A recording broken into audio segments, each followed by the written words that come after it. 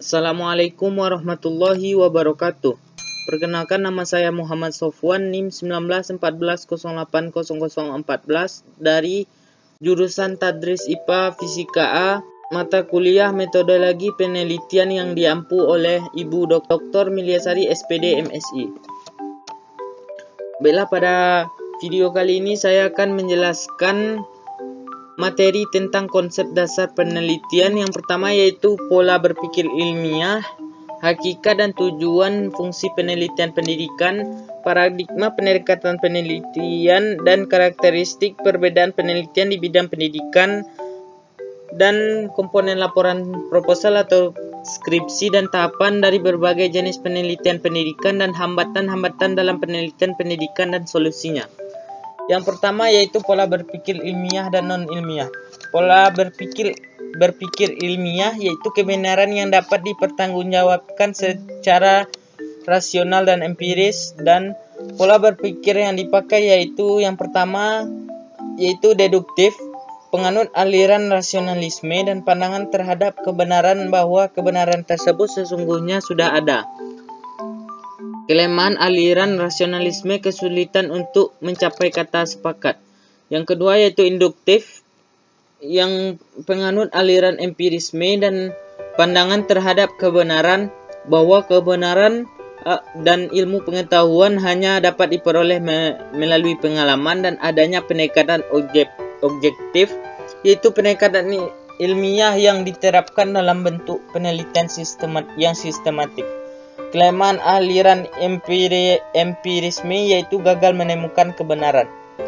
Yang selanjutnya induktif dan deduktif, melahirkan aliran konvergensi yaitu pandangan kebenaran akan ditemukan melalui usaha berpikir yang ditinjaklanjuti dengan usaha pencairan bukti, dan mendorong adanya metode ilmiah. Kebenaran dapat diperoleh dengan melakukan kegiatan penelitian yang dilakukan secara teransana dan bersifat konsisten.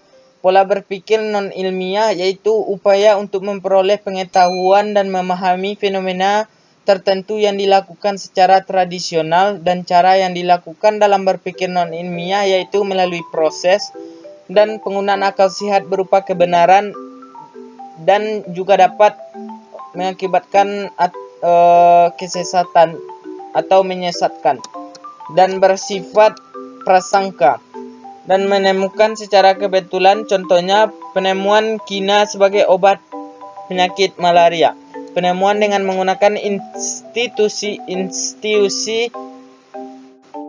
kemampuan untuk memahami sesuatu melalui bisikan hati, penemuan melalui wahyu pengetahuan yang datang secara langsung dari Tuhan, dan penemuan kebenaran melalui usaha-usaha yang coba-coba. Serangkaian percobaan yang dilakukan berulang-ulang dengan menggunakan cara dan materi yang berbeda-beda, dengan menggunakan metode sistematik. Yang selanjutnya hakikat dan tujuan dan fungsi penelitian pendidikan. Hakikat penelitian pendidikan yaitu penelitian sendiri dalam bahasa Inggris berasal dari kata research. Re berarti kembali dan to search artinya mencari. Maka dapat disimpulkan penelitian yaitu mencari kembali suatu pengetahuan. Penelitian atau research merupakan salah satu cara untuk menyelesaikan sesuatu masalah atau mencari jawab dari persoalan yang dihadapi secara ilmiah, menggunakan cara berpikir refleks dan berpikir keilmuan dengan prosedur yang sesuai dengan tujuan dan sifat penyelidikan. Tujuan penelitian pendidikan yang pertama yaitu tujuan umum. Tujuan umum ini yaitu dapat menemukan dan mencari sesuatu yang lain, dan mengembangkan dan memperluas dan menggali lebih jauh tentang apa yang ada, dan menguji kebenaran sesuatu pengetahuan, dan mengubah kesimpulan dengan telah diterima atau ditolak. Tujuan khususnya yaitu berisi pertanyaan penelitian tentang variabel yang akan diukur dan diuji untuk menunjang pernyataan pada tujuan utama. Dipandang dari usaha untuk membatasi yaitu yang pertama yaitu eksplorasi, yaitu peneliti memilih tujuan eksplorasi karena yang pertama memuaskan keinginan awal dan ingin lebih memahami dan menguji kelayakan dalam melakukan penelitian yang lebih mendalam dan mengembangkan metode yang akan dipakai dalam penelitian. Yang selanjutnya eksplanasi, yaitu penelitian yang mengkaji hubungan sebab akibat, dan deskripsi, yaitu penelitian deskriptif yang berkaitan dengan pengajian fenomena yang lebih rinci. Selanjutnya yaitu fungsi penelitian pendidikan. Fungsinya yaitu mendeskripsikan gejala yang terjadi dan memberi data atau informasi sesuatu gejala atau kejadian dan menerangkan latar belakang terjadinya suatu peristiwa dan menyusun teori dalam berbagai instrumen dan meramalkan, mengestimasi dan memproyeksi dan mengendalikan peristiwa maupun gejala yang terjadi. Yang selanjutnya yaitu paradigma pendekatan penelitian. Penelitian kualitatif yaitu salah satu pendekatan yang dilakukan untuk penelitian yang didasari oleh filosofis bahwa kebenaran diperoleh dari cara menangkap gejala atau fenomena dari objek yang akan diteliti dan nantinya akan diinterpretasikan oleh peneliti. Dan penelitian kualitatif merupakan penelitian alami yang penelitian ini sendiri yang dilakukan pada kondisi subjek yang alami. Peneliti tidak menarik generalisasi dan akan tetapi menganalisis secara mendalam tentang objek penelitiannya. Pada penelitian kualitatif ini, desain tidak dapat ditentukan dan sebelumnya hal ini dikarenakan sangat berkaitan dengan latar belakang penelitian dan melihat realitas yang ada yang sangat bervariasi, terikat dengan nilai dan yang berperan adalah proses penelitian. Penelitian kualitatif bersifat deskriptif karena analisis data yang dilakukan tidak untuk menerima atau menolak hipotesis, melainkan berupa deskripsi atas gejala-gejala yang diamati.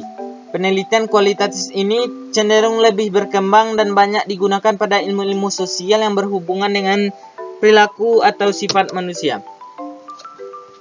Penelitian kuantitatif, yaitu dari segi tujuan penelitian kualitatif ini biasanya dipakai untuk menguji suatu teori dan menyajikan suatu fakta dan mendeskripsikan secara statistik, menunjukkan hubungan antar variabel, dan ada pula yang bersifat mengembangkan konsep dan mengembangkan pemahaman atau mendeskripsikan banyak hal.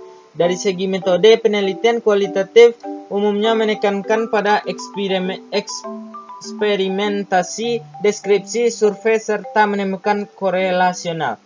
Penelitian kualitatif cenderung menekankan pada observasi, dokumentasi, atau melakukan partisipasi atau meneliti objek menyeluruh dan terus-menerus. Penelitian gabungan, yaitu menurut Sarkozy dan Tedley 1998, dua sejarah penelitian campuran mixed method research sudah dikembangkan pada masa Campbell dan Fish dan pada tahun 1959 hingga pada masa Johnson dan Owebush pada tahun 2004 berusaha memposisikan penelitian mixed methods sebagai pelengkap bagi penelitian tradisional sebelumnya. Kualitatif dan kuantitatif yang berlangsung selama berabad-abad tidak bisa diakurkan satu sama lain. Hadirnya mixed method research ini merupakan paradigma baru yang berusaha mencari titik temu dan mengatasi pertikaian antara dua metode penelitian, yaitu penelitian kualitatif dan kuantitatif itu sendiri. Yang selanjutnya yaitu karakteristik. Tujuan penelitian untuk menjawab pertanyaan secara komprehensif dan mencakup pada hasil dan proses. Filosofi penelitian bersifat praktif dan terapan.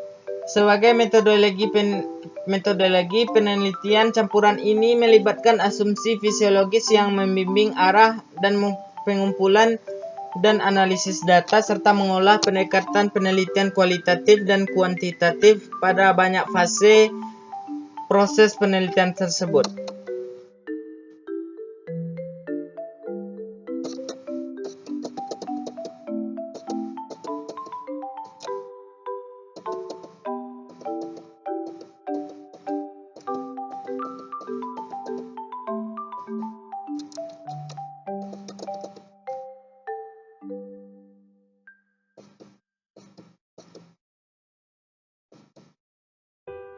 Yang selanjutnya yaitu karakteristik dan perbedaan penelitian di bidang pendidikan. Penelitian kualitatif yaitu penelitian dengan strategi inquiry yang menekankan pada pencairan makna dan pengertian konsep, karakteristik, gejala, simbol maupun gambaran akan fenomena yang akan terjadi. Karakteristiknya yaitu menggunakan latar alamiah dan menganalisis data secara deskriptif, dan proses lebih penting dan analisis data secara induktif, dan menggunakan desain sementara dan mengatasi masalah berdasarkan pada fokus, dan menggunakan beberapa metode. Penelitian kuantitatif yaitu penelitian yang memandang tingkah laku manusia dan dapat diramal objektif dan dapat diukur. Karakteristiknya yaitu hipotesis dibuat pada awal penelitian dan analisis data menggunakan data yang statistik dan lebih kepada hasil daripada proses, dan analisis data digunakan secara deduktif dan bersifat momentum dan menggunakan rancangan terstruktur dan data bersifat kualitatif. Penelitian eksperimen yang memiliki karakteristik yaitu memanipulasi variabel secara terencana dan mengontrol variabel dan melakukan observasi. Dan penelitian R&D yaitu adalah penelitian yang memiliki tujuan akhir dan menghasilkan suatu produk tertentu, dan tujuannya yaitu untuk strategi dan metode penelitian yang cukup ampuh untuk memperbaiki praktek dan memberikan perubahan pendidikan guna meningkatkan dampak-dampak positif yang potensial. Yang selanjutnya penelitian tindakan kelas yaitu rangkaian kegiatan yang didahului dengan kesadaran penelitian akan adanya permasalahan yang memiliki karakteristik yaitu merupakan masalah dalam pembelajaran yang adanya refleksi. Penelitian melakukan tindakan dan perbaikan yang dilakukan dalam proses pembelajaran dan tujuannya untuk memperbaiki praktek untuk mengembangkan profesional dan untuk memperbaiki keadaan atau situasi di mana praktek tersebut dilaksanakan. Yang selanjutnya yaitu komponen laporan, proposal, dan skripsi. Yang pertama yaitu penelitian eksperimen. Di bagian awal skripsi terdiri dari halaman judul, lembar persetujuan, halaman pernyataan, keaslian karya, lembar pernyataan dan persetujuan, publikasi ilmiah, dan halaman persembahan dan abstrak, dua bahasa, kata pengantar, daftar isi, daftar laba, daftar gambar. Dan pada bagian utama terdiri dari bab 1, bab 2, bab 3, bab 4, dan bab 5. Pada bab 1 yaitu terdapat pendahuluan, bab 2 landasan teori, yang ketiga metodologi penelitian, dan bab 4 hasil dan pembahasan, dan bab 5 kesimpulan dan saran. Pada bagian akhir juga terdapat daftar pustaka. Sedangkan pada penelitian R&D pada bagian awal terdiri dari halaman judul, nota dinas, lembar pengesahan, pernyataan orisinalitas, persembahan, moto, abstrak, kata pengantar, daftar isi, daftar gambar, daftar tabel, dan daftar lampiran. Pada bagian utama terdiri dari bab 1 pendahuluan, bab 2 kajian pustaka, bab 3 metodologi penelitian, bab 4 hasil dan pembahasan, bab 5 kesimpulan dan saran, dan pada bagian akhir juga terdapat daftar pustaka dan juga lampiran. Yang selanjutnya yaitu penelitian korelasi. Pada bagian awal terdapat halaman judul, halaman persetujuan pembimbing, dan halaman persetujuan oleh penguji, dan halaman kehasil karya, halaman persetujuan publikasi, halaman moto dan persembahan, abstrak, kata pengantar, daftar isi, daftar tabel, dan lampiran. Dan pada bagian utama dan bagian akhir sama dengan sebelumnya. Dan penelitian deskriptif, pada bagian awal terdapat halaman sampul dan judul, lembar pengesahan sidang, lembar pengesahan pembimbing, lembar penyataan keaslian, abstrak, kata pengantar, daftar isi, daftar tabel, daftar lampiran. Dan pada bagian utama terdiri dari bab 1 pendahuluan, bab 2 landasan teoritis, bab 3 metodologi penelitian, bab 4 yaitu hasil penelitian dan pembahasan, bab 5 yaitu penutup. Pada bagian akhir terdapat daftar pustaka dan lampiran dan daftar riwayat hidup. Yang selanjutnya yaitu penelitian kepustakaan. Pada bagian awal terdapat halaman judul, lembar persetujuan, lembar pengesahan, moto, abstrak, kata pengantar, daftar isi, dan juga daftar tabel. Pada bagian utama yaitu terdiri dari bab 1 pendahuluan, bab 2 tinjauan pustaka, bab 3 metodologi penelitian, bab 4 hasil penelitian dan pembahasan, bab 5 kesimpulan dan saran. Pada bagian akhir terdapat daftar pustaka dan juga lampiran. Yang selanjutnya penelitian mix. Pada bagian awal terdapat halaman judul, pernyataan keaslian skripsi, dan persetujuan pembimbing, pengesahan skripsi, kata pengantar, daftar isi, daftar tabel, daftar grafik, lampiran, dan abstrak. Bagian utama yaitu bab 1 pendahuluan, bab 2 kajian pustaka, bab 3 metodologi penelitian, bab 4 hasil penelitian dan pembahasan, yang kelima yaitu kesimpulan dan saran. Pada bagian akhir terdapat daftar pustaka dan juga lampiran. Dan penelitian tindakan kelas yaitu pada bagian awal terdapat halaman sampul, halaman judul, halaman persetujuan, nota dinas, halaman pengesahan abstrak, dan halaman orisinalitas penelitian, dan halaman moto dan halaman persembahan, kata pengantar, daftar isi, daftar tabel, daftar gambar, dan daftar tampilan. Pada bagian utama yaitu terdapat bab 1 pendahuluan, bab 2 landasan teori, bab 3 metodologi penelitian, dan bab 4 hasil penelitian dan pembahasan, bab 5 yaitu kesimpulan dan saran. Pada bagian akhir terdapat daftar pusaka dan lampiran dan daftar riwayat hidup. Yang selanjutnya yaitu tahapan dari berbagai jenis penelitian pendidikan. Tahapan penelitian eksperimen menurut Guy yaitu langkah-langkah dalam penelitian eksperimen yang perlu ditingkatkan adalah memilih dan merumuskan masalah, memilih subjek dan instrumen pengukuran, merumuskan hipotesis, menentukan variabel, dan memilih desain penelitian dan melaksanakan prosedur dan menganalisis data dan merumuskan kesimpulan. Tahapan pada penelitian R&D yaitu langkah-langkah penelitian yang pengembangan menurut Sugiono yaitu potensi dan masalah, yaitu potensi adalah segala sesuatu bila didaya gunakan akan memiliki nilai tambah, dan masalah adalah penyimpangan antara yang diharapkan dengan yang terjadi. Pengumpulan informasi dan informasi yang dapat digunakan sebagai bahan untuk perencanaan produk dan sesuatu yang diharapkan dapat mengatasi masalah tersebut, dan produk yaitu yang menghasilkan produk yang diharapkan dapat meningkatkan produktivitas pendidikan. Yang selanjutnya validasi desain, yang merupakan proses kegiatan untuk menilai apakah rancangan produk ini secara rasional dan baik dan efektif, dan perbaikan desain, uji coba produk, revisi produk, uji coba pemakaian, revisi produk, dan pembuatan produk massal. Tahapan penelitian korelasi yaitu penentuan masalah, mencari sumber teori, menentukan metodologi penelitian, pengumpulan data, analisis, dan menarik kesimpulan.